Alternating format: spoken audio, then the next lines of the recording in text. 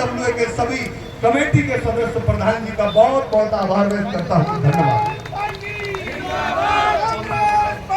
मैं आग्रह करूंगा पूर्व मंत्री और हमारे जो लोकसभा के प्रत्याशी कांग्रेस से हैं, इंडिया गठबंधन से आए, आप जनता के साथ संवाद करें।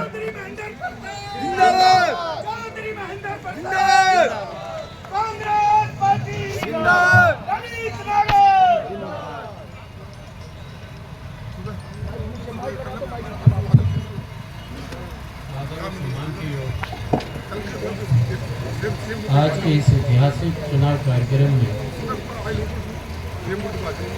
आए हुए हमारे सभी बुजुर्ग, सम्मान के योग आपके पूर्व विधायक भाई ललित नागर जी, आदर के योग आपके IWA के अध्यक्ष भाई सोनावी और कंचन भी, ये तो डबल हो गई तो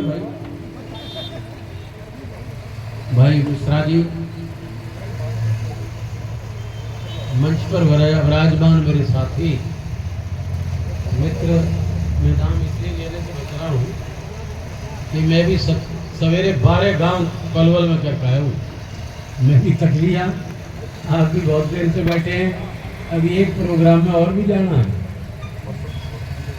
तो सभी मेरे मित्र साथी मंच पर जो साथी बैठे हैं, मेरे सम्मुख बैठे हुए मेरे मित्र बंधु, छायाकार, मीडिया के साथी, देखिए ललित जी ने यहाँ की स्थिति के विषय में आज कहाँ क्या स्थिति में इलाका जी रहा है उसके विषय में कहा है। देखिए दो चुनाव के लिए मतदाता दो चीजों का एक तो विचार करता है कि वो व्यक्ति जिसको अपना मत देना जा रहा है उस व्यक्ति की कार्यक्षमता क्या है, उस व्यक्ति के चरित्र क्या है। सबसे पहला मापदंड ये है। दूसरा मापदंड, जिस पार्टी से वो आपके बीच में उम्मीदवार के रूप में आपका विश्वास लेने आया है, उस पार्टी की नीतियां क्या है। उस पार्टी ने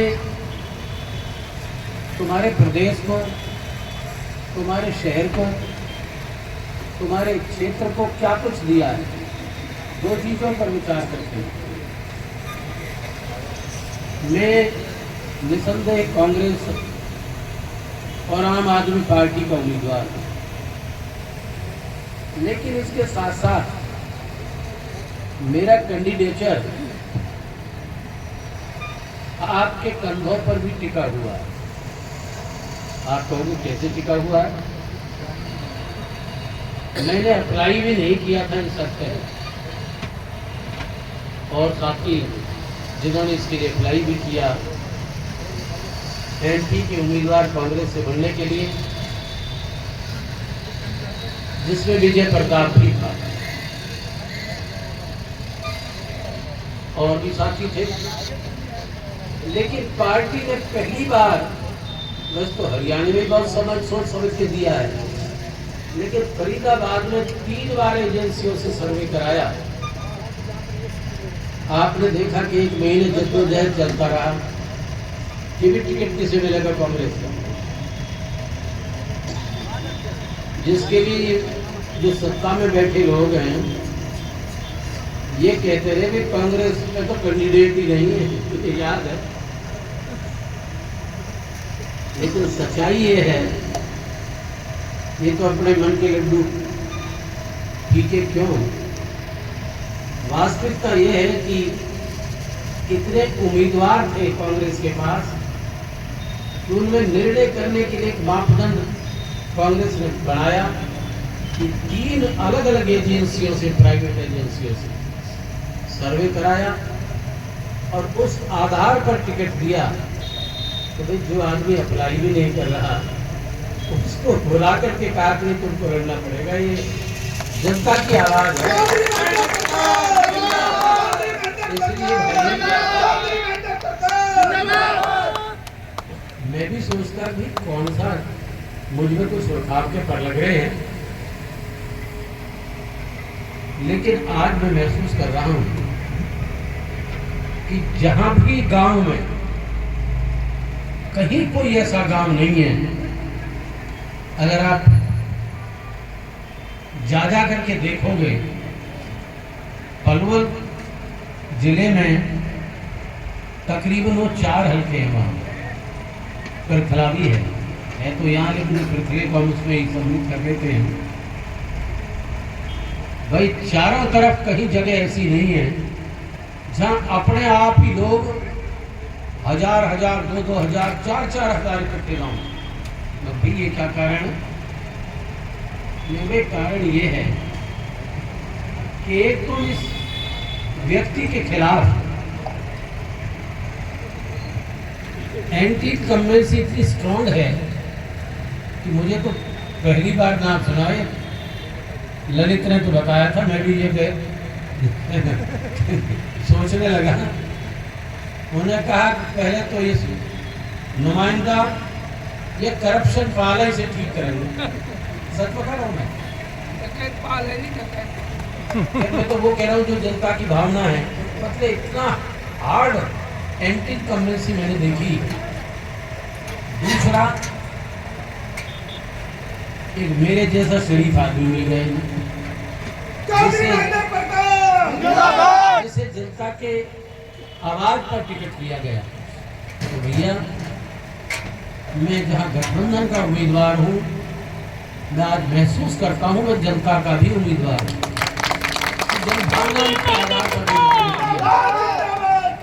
देखिए मैं जो कह रहा था 2 आधार पर ही व्यक्ति निर्णय करता है। 10 वर्ष पूर्व देश में सत्ता परिवर्तन हुआ था, मनमोहन सिंह जी की सरकार थी, लेकिन एंटी इनकम्बेंसी सरकारों के प्रति थोड़ी बहुत होती है, लेकिन वास्तविकता ये भी थी कि मनमोहन सिंह जी का जैसा पीरियड देश में अर्थव्यवस्था के लिए उससे बेहतरीन पीरियड आज तक नहीं हुआ। ये रिकॉर्ड की बात कह रहा हूँ। अमेरिका की अर्थव्यवस्था इंडियन थी, हिंदुस्तान की अर्थव्यवस्था उसमें नहीं हुई। दूसरा कारण क्या हो गया कि मोदी जी जैसे जादूगर आ गए। सच्चाई है ये तो वाकपटु व्यक्ति तो है। बाजीगर की तरह चौराहे पे डुगडुगी बजा के अपनी करिश्मा दिखा देते हैं, खूब को हंसाते हैं, जेब से ही पैसा भी निकाल लेता बाजीगर। तो लोग भ्रमित हुए। तो भ्रमित की बात का जवाब दूंगा आपको, मोटे तौर पर, ज्यादा गहराई से नहीं कहना चाहता है। और एक वादा किया, याद करिए, चारों तरफ से शाह जी भी, मोदी जी भी, स्वामी रामदेव भी थे उसमें, ये भाई काला धन कांग्रेस ने जमा कर रखा विदेश में। याद करिए, हम आए, हमें वोट दीजिए, काले धन को हम लाएंगे, खजाने में जमा करेंगे, जो बाकी है फालतू उसको 15-15 लाख रुपए सबके खाते में आ जाएंगे। इतना धन ये कहा था, याद है? 15 रुपए दुनिया। एक और भी कहा था, तब तो याददाश्त को पीछे बढ़ा ही है।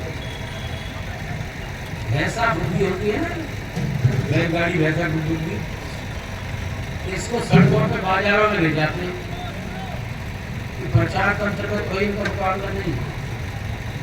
सड़क पर बिना आग के तो आग जला दें, और बिना पानी के बरसात कर दें, ये इनमें कला है। ये ललित जी से तो मैं कह रहा हूँ, ललित जी पूरी मुकाबला करते, सीख ले थोड़ी सी। हाँ सच बता रहा हूँ।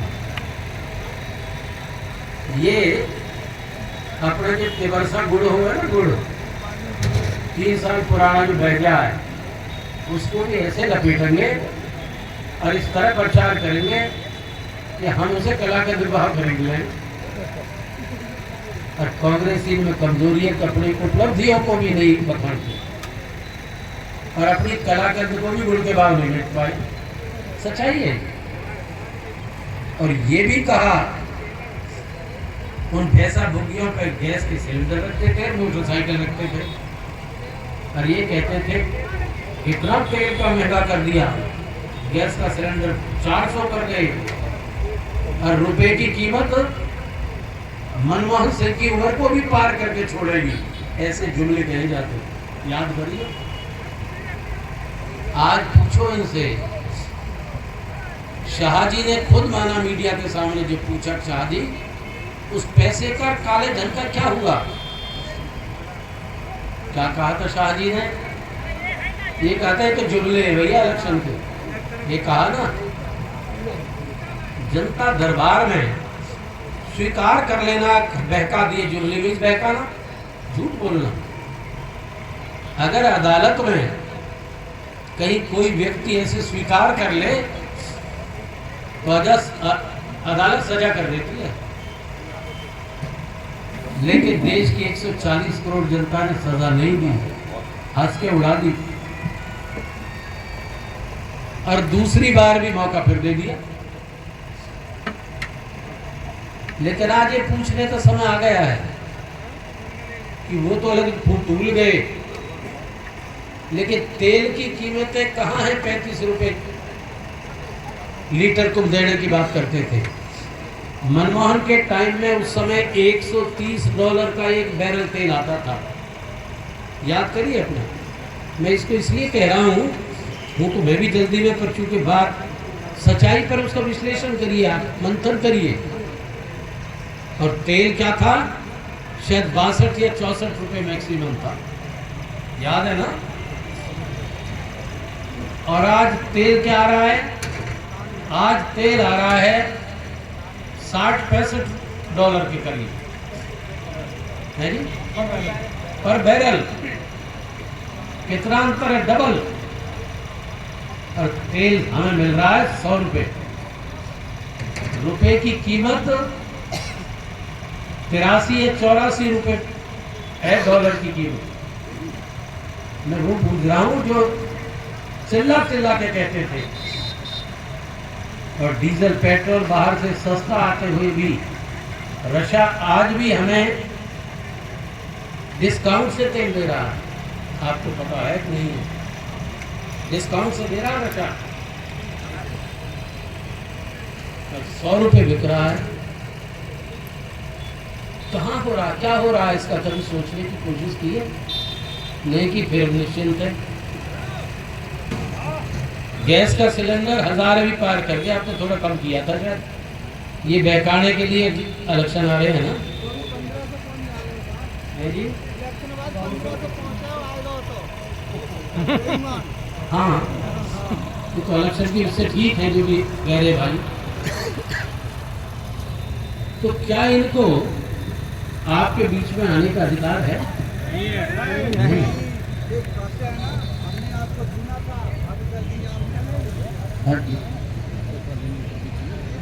और फिर भी क्या कहते हैं? कांग्रेस प्रत्याशी चौधरी महेंद्र प्रताप आके ये मांग क्या करेंगे? लेकिन मोदी के नाम से बोल दे दो। अरे शर्मदारो, मोदी के नाम पे कब तक खाओगे? सैयदपुर मोदी जी हमारा प्रधानमंत्री है, उनका प्रधानमंत्री गौरव के पद की गौरव को हमें सम्मान करना चाहिए। लेकिन बीजेपी की विफलताओं, मोदी जी की पॉलिसी पर आज आने वाले बहस की जा प्रोग्राम में आने वाले कार्यक्रम आज ये मोदी जी की पॉलिसीज का ही तो नतीजा है। कहाँ गए हैं? मुझे क्या करना है? महंगाई इस कहाँ तरह से है? हम करप्शन कहाँ है? करप्शन के रेट बता रहा हूँ मैं। जो काम तारा 10,000 में होता होगा वो 1 लाख में होता होगा। हाँ, महंगाई शायद 3-4 गुना तक भी बहुत सी चीजों की डबल तो हर चीज को पहुंच गई। बेरोजगारी देश में बेहताशा है। 2.5 करोड़ का वादा किया था इन्होंने, 2.5 नहीं देने का। नहीं तो दूर रहे, पहली ही मुश्किल हो गई। 30 लाख नौकरियां गवर्नमेंट ऑफ इंडिया में पड़ी। नहीं तो जब देंगे पहले वही नहीं बनी जा रही, और तो झूठ पर झूठ बोल रहे। क्योंकि देखते हैं हिंदुस्तान की जनता कम सोचती है, अरबे भूल जाती है, कपड़े उसको लग जाती है। तो भाई इसका विश्लेषण करने का समय आ गया, बहुत ज्यादा झेलना मैं समझता हूँ समाज और राष्ट्र के हित में नहीं है। इस एरिया की डेवलपमेंट भी मैं देख रहा हूँ, ललित जी बताए गए खुद कह रहे सारा नाश हो पड़ा है। कॉलोनी में कहीं 10-5% कहीं लग गए होंगे। हाँ हाँ, बाकी चारों तरफ क्या हालत हो रही है। इस शहर का नाम रखा था स्मार्ट सिटी, लेकिन आज हो रहा कबाड़ सिटी। चारों तरफ ये हालत है। मुझे याद है ये सड़क 2 बार मेरे हाथ से बनी हुई थी। एक बार ये भी इनको सरकार ने खूब भरपूर मदद दी ललित को, और इनको तो जब हरा भी दिया तुमने। मुझे याद है मैं मिनिस्टर था, इनके हवाले 2 बार 2.5-3 करोड़ रुपए दिया था। उस जमाने में 2.5-3 करोड़, आज के तो 10 करोड़ के बराबर है। इनके पैसे की वैल्यू कहाँ कर दी। कीचड़ में तो देख रहा हूँ सीवर भरा पड़ा है वहां से वहां तक। कॉलोनी की बुरी हालत है। गंगा यहाँ तो फिर तो पुण्य आपको उपलब्ध कराया जा रहा है। ये गंगा आपके द्वार खड़ी है, तो आज इनको जवाब देने का समय आ गया है। अब भी ये फिर जुमलेबाजी में कभी किसको दबाव डाल रहे हैं, कभी किसी को डरा रहे हैं, कभी किसको पढ़ कर रहे हैं। मैं तो देख गया हूँ, मुझे पता लगता है। कहते हैं एक जगह 10-10 टिकट बांट दिए इन्होंने, एमएलए के भी बांट दिए और पार्षदों के भी। मतलब इस तरह के दबाव देने पर लोग काबू नहीं आते।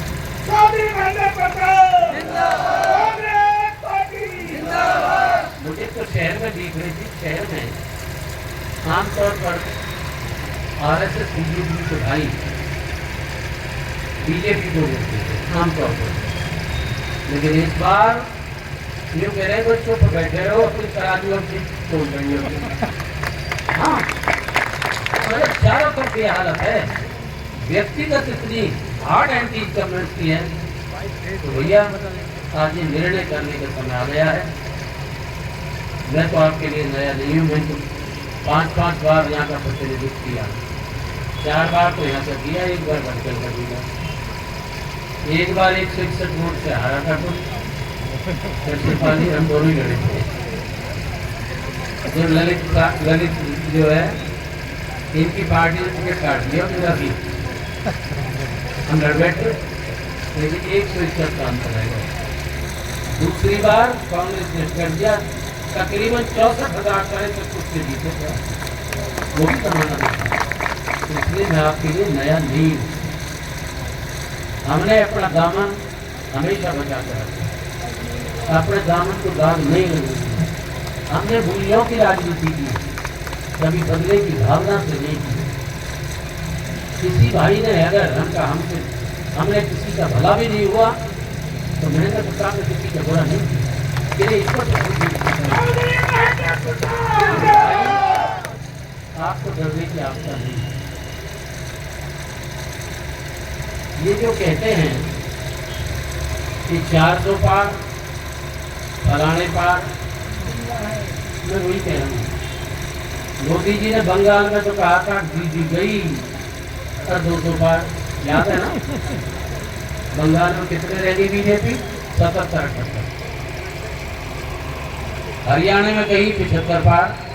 एक साइकोलॉजिकल एक ऐसी वार है जो ये फैक्ट है, जो डरपों को खेलना कोई हमारी तरह का डरपोक, मैं अपनी तरह के कह दूँ और किसको वो प्रभावित कर जाए और फिर वोट हमें दे जाए, ये वो वार है।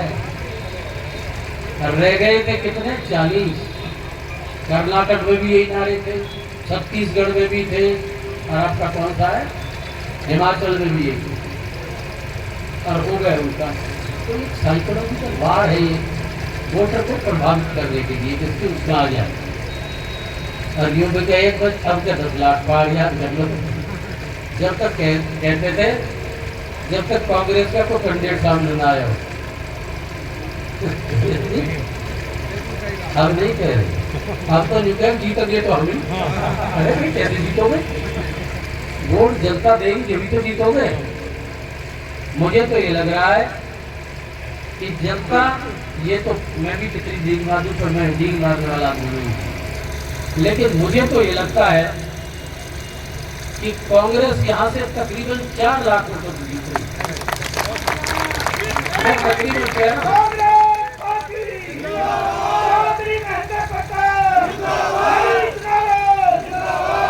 शहर भी जाग रहा है। मुझे इस एरिया का ज्यादा पता नहीं, सत्य है, पर मुझे दिख रहा है ये भी सारा जाग ही रहा। मैं तो उस दिन वहाँ मीटिंग देखी ललित जी की, क्या नाम है उसके सदन पे, भाई मेरे घर में कई 1000 आदमी था और दिल से कसम से हाथ उठा जोर से, मगर तुम्हें डर नहीं लग रहा? बेचारे कैसा डर आदमी वक्त ऐसा ही है। तो ये हालत है, तो आप डरिए मत, निडरता से अपना वोट का अधिकार इस्तेमाल करिए। अगर कहीं डरे तो उसके इंतजाम हम करेंगे, गलत नहीं करेंगे।